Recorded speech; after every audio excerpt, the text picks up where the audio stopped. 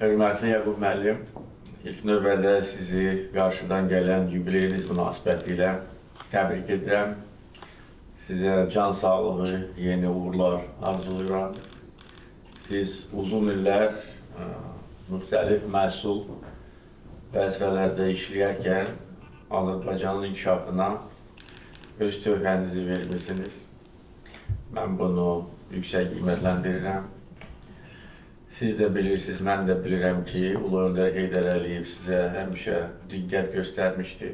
Gənc kadr kimi sizi məsul vəzifələrə ötən əsrin 70-ci illərdə təyin eləmişdi və sizə böyük etimad göstərmişdi və siz də bu etimadı layiqincə doğrultmusunuz.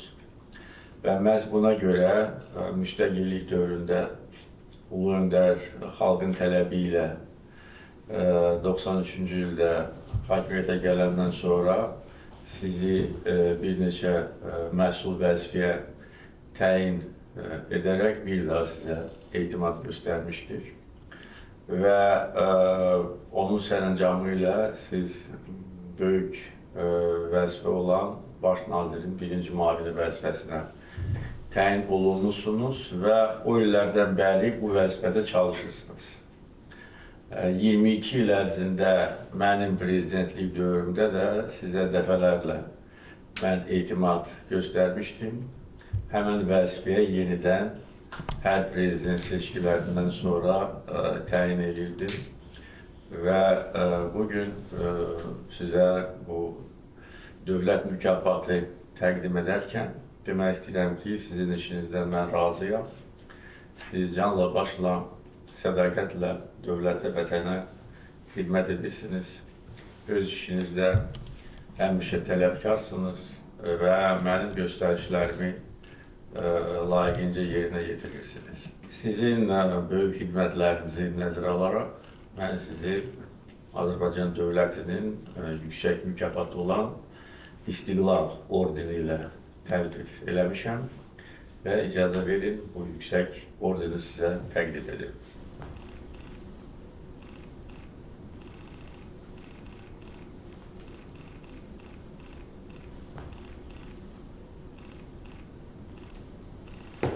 Təbrik edirəm sizi. Teşekkür ederim.